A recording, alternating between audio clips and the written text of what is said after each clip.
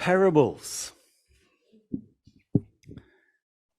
Why did Jesus speak in parables? And what do parables do? What's the purpose of parables?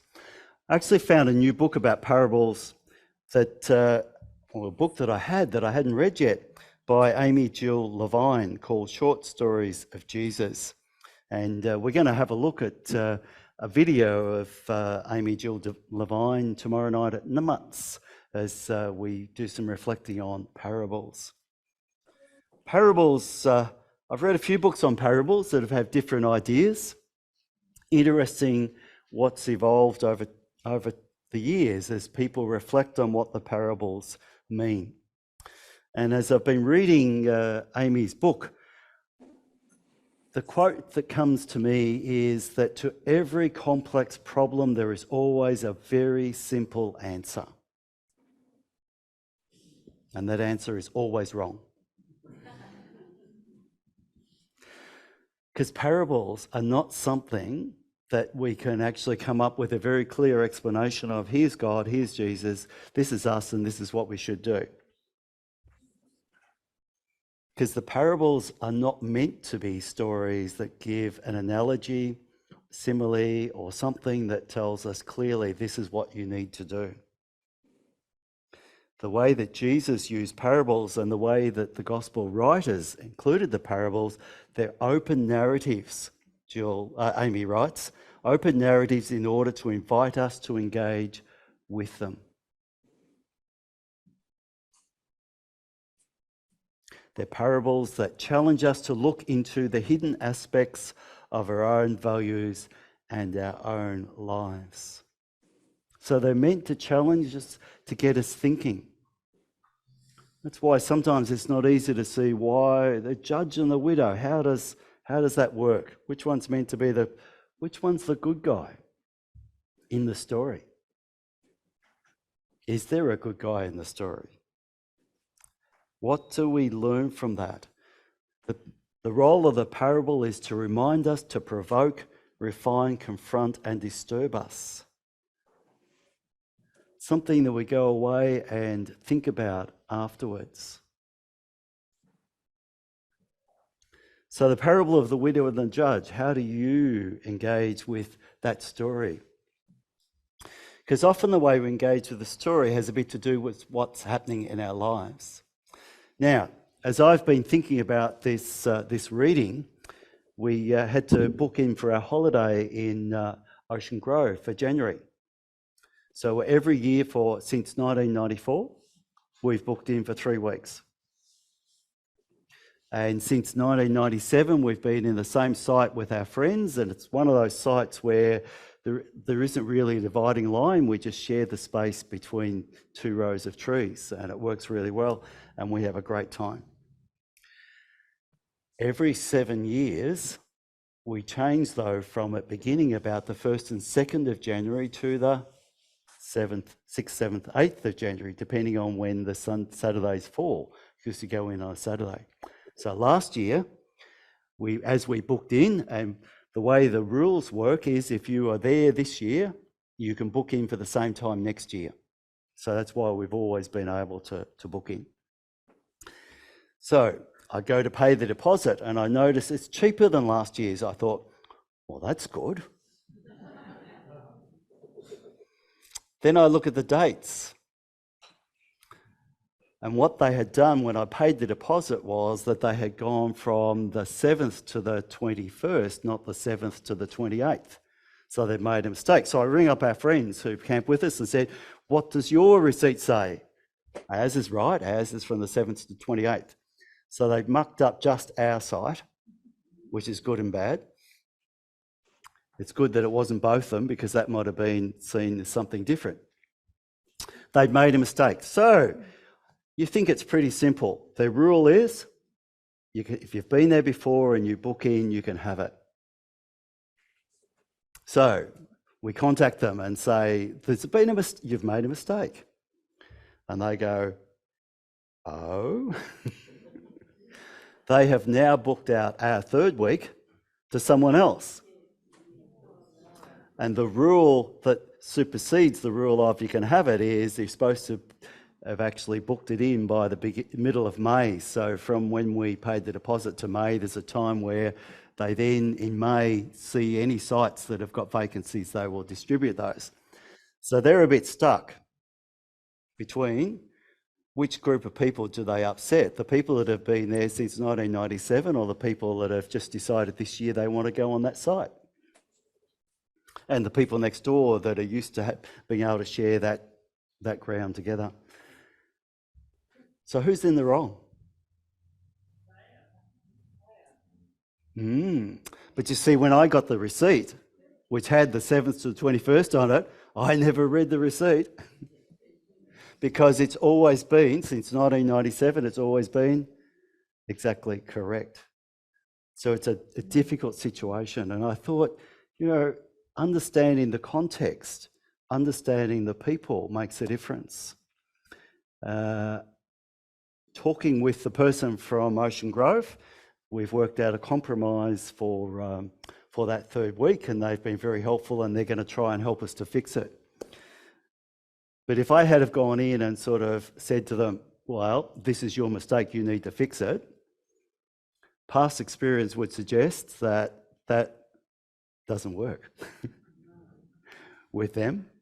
And usually that means they put their back up, and you definitely won't get what you're asking for if you come in the bounce like that. So to work with them. So keeping the connection going and the relationship is important.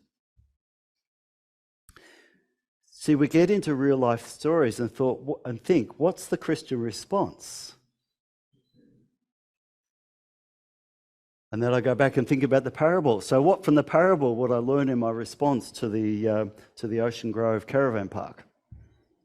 It's actually the Barwon Coast Cooperative or something that do it, but anyway, to the powers that be. What's the parable suggests I should do? What's the Christian thing to do in this? What's the simple answer to this complex question?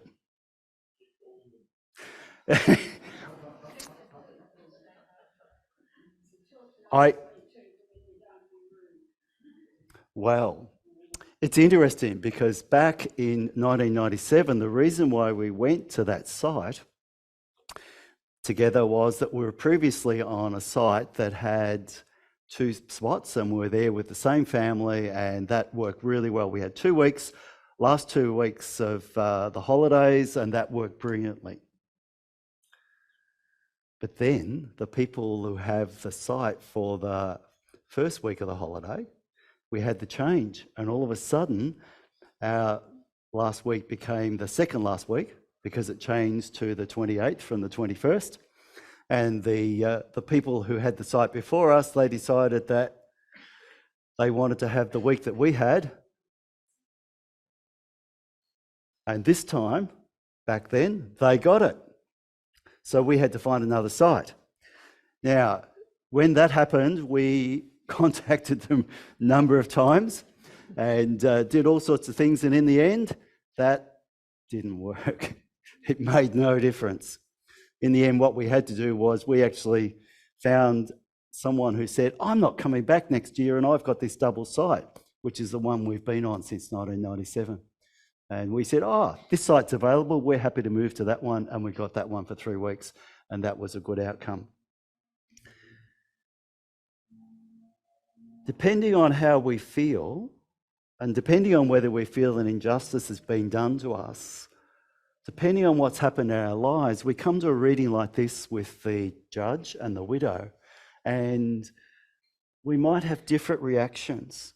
We might identify with different people. We might identify with the widow with that sense of injustice and feel the judge is doing the wrong thing. We might stereotype the judge as being someone who is not caring, and the widow is someone who's being hard done by. But we don't really know the circumstances of the judge or the widow. The story, the parable leaves us guessing, thinking about what do we learn from the story. It might have been that that widow was actually someone who was quite wealthy and in their own right had a lot of influence. That could have been why the judge decided that they didn't want to be seen as doing something to this person who was powerful in the community.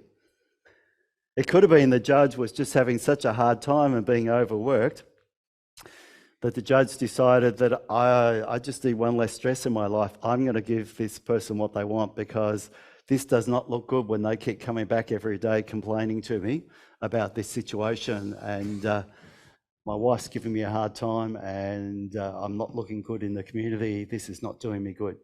There's a whole lot of things that could be behind the story. But see, the point is not to find out historically, if we could go back in a time machine to find out exactly what the story was.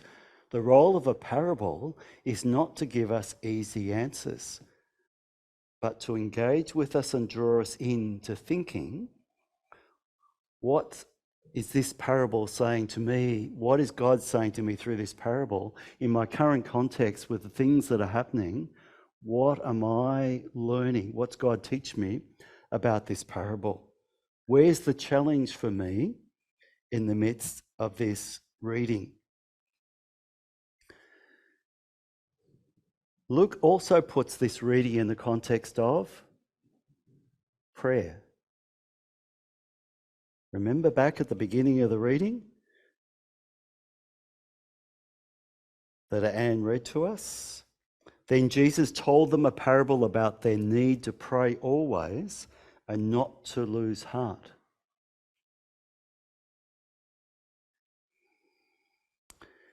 Luke is putting an introduction there into this parable to remind us that the quest for justice for the woman and the role of the judge, there's a link there with prayer.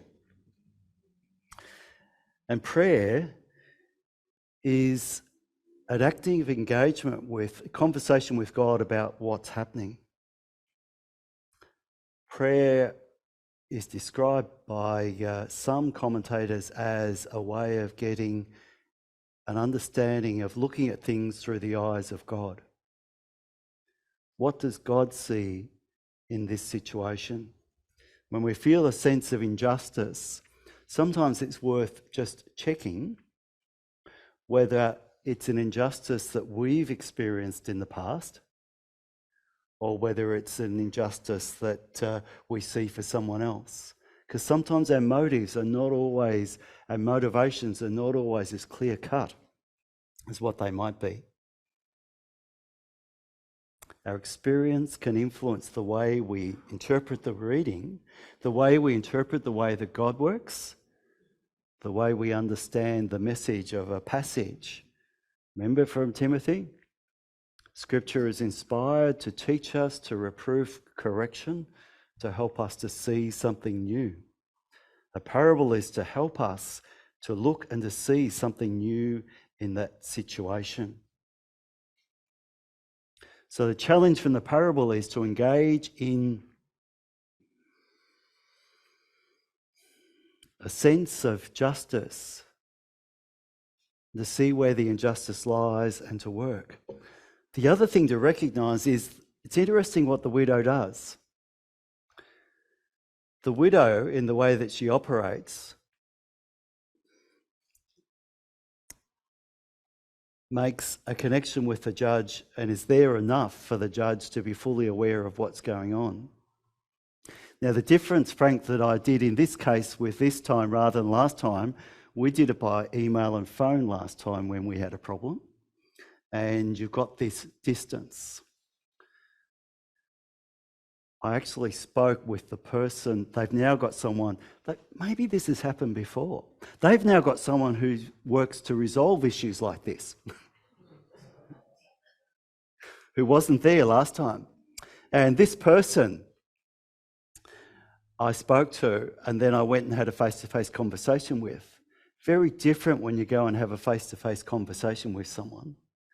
And I thought I'd just, in a loving sort of way, just say, by the way, just for information, back in 1996, Oh, that was before I came. She came in 97. I thought, I hope it was, after she came. The widow draws the judge into relationship. The judge really doesn't want to have anything to do with resolving a relationship with this widow, but he's drawn into needing to do something, into relationship. And there's something there about prayer, and when we want to pray and when we don't want to pray, to recognise that God's always willing to hear, listen to us, and engage in relationship with us. But sometimes we've already decided what we think God should do, and we're not ready to hear anything different. And that makes it tricky for God to help us to answer our prayer. Because prayer is not just about talking, it's about listening, it's also about action. So the parable reminds us that to be in relationship with the situations that we experience and to be looking for what God is saying to us, what's the justice thing, what's the loving thing, what's the opportunity for proclaiming God's presence in the midst, what's the hope, the good news in the midst of this situation. The theme slide, Alan. Have we got one? Yeah. Pray and always do not lose heart. It's a reminder that whenever things happen, particularly when things don't happen the way we want, there's an opportunity there to respond, to talk with God and to look for what the opportunities might be for something different to come out of that and where the hope and the opportunity might be in the midst of that experience. So as you hear the passage, the parable today, what's God saying to you? What's the thing that God is wanting you to learn from this passage? What's the thing that God wants you to do? What is it that we can do to proclaim God's presence and acknowledge that presence and help others to see God's presence?